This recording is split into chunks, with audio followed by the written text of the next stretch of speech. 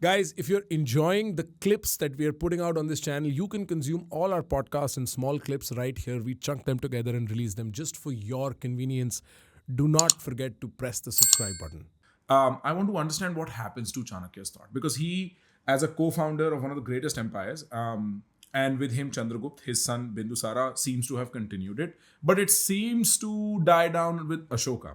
And we were just speaking right before we switched on the cameras about how you see Ashoka as the anti-Chanakya, Yes. which is not how Ashoka the Great and the Ashok Chakra and all these things come to be understood in my history book. Absolutely. So people do need to understand that Ashoka violates pretty much everything that Chanakya stood for.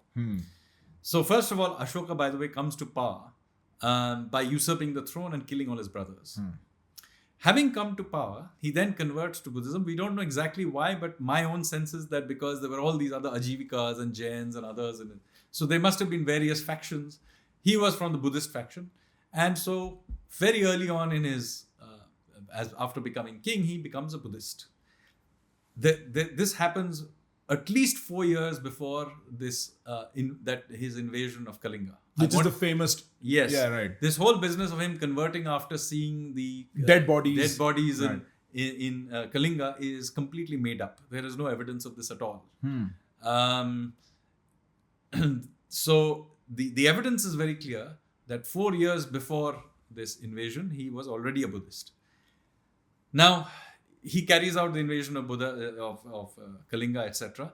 But also important to know that there is no evidence of him becoming a pacifist either after the Kalinga War. In the inscription that is very often quoted about his pacifism, he basically says that, look, I invaded Kalinga, I killed so many people, I did all these bad things, I'm feeling sorry.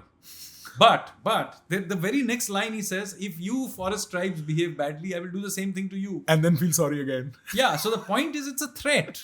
Right. If you read the full inscription, it's clearly a threat. Okay. And there are many texts, including Sri Lankan Buddhist texts, which clearly mention that well into his rule, he was carrying out massacres of Ajivikas and Jains and others as well. So there is enough evidence of him doing that. But that is not just what I want to talk about as far as the issue of principles is concerned. Right. Ashoka was very much about expanding the state. So an expansionist. He was, of the powers of the state. So Okay. I talked about a limit, not the borders of his state, which already he had basically inherited. Right. Even Kalinga, by the way, was almost certainly a rebellious province. Okay. Okay, he didn't actually conquer it afresh. Now, the expansion of the role of the state is what Ashoka's contribution is. Fair. So the powers of the state. Yes. Right. So you read Ashoka, he talks about how, he wants his Rajukas, his Dharma Mahamantas to go out there and basically it's all about very much Mai Baap Sarkar. Achha, And he achha. literally describes it. So he says, just like a parent hands over his or her baby to a wet nurse, in the same way, I am handing over my people to the care of my officials. Like the bureaucratic officials. The bureaucratic officials, including the Dharma Mahamantas, who basically are religious police. Okay. Okay. Now he has all these very interfering kinds of rules, which would be anathema to Kautilya. So, for example, he'll say, on the first day of Tissa and the fourth day of Chaturmasi, we should not castrate animals and so on. I mean, I really don't think the bull cared on which day he was castrated. Right. And so Chanakya would have been horrified by all of this. We thought of this as, unnecessary rules. Right. Because his rules are very realist rules. So all this kind of Excessive superstitious rules being in place, all right? this kind of soft stuff he anyway thinks is fishy. Yeah. Yeah. He's like, leave it to the people. You leave it to the people, and anyway you're allowing free range to officials. You've got to be kidding me. These fellows are The problem. The problem. Yes. So Ashoka expands and lets basically this hugely expansionist, interventionist state.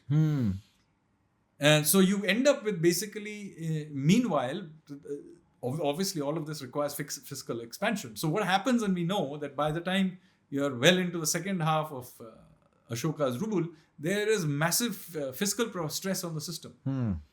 And so you have this increasingly weak but overextended state. And ultimately, by the time Ashoka dies, the Mauryan Empire collapses. So it is important to remember that the Mauryan Empire collapsed while Ashoka was alive. Is it said otherwise? Historically, is it known otherwise? Yes, it is very well known, but very often when we are saying Ashoka the Great, do remember what Ashoka is doing. He did not create the empire, he inherited it.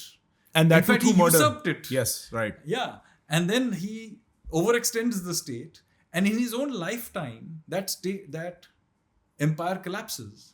So I have always found it bizarre that Ashoka is considered the great. If anyone, in fact, in the Indian tradition, the idea of him being Ashoka the Great is completely modern. It's a 19th but mostly 20th century idea. He was mostly forgotten in the Indian tradition, and to the extent he's remembered as Ashoka the Cruel, Chanda Ashoka. The idea of him being a great is in other parts of the world where his missionaries etc. went, but those places had never Dealt with him. dealt with his rule. Right. In India itself, there are not even Buddhist texts that say that he was a great king. Okay. And the Puranas etc. barely mention him as a ruler, but to the extent they mention him in passing, he is basically mentioned as Chanda Ashoka. Brother, I have one more video exactly like this that makes you think about the things that you love to think about. It's right here. Go click it right now and find out.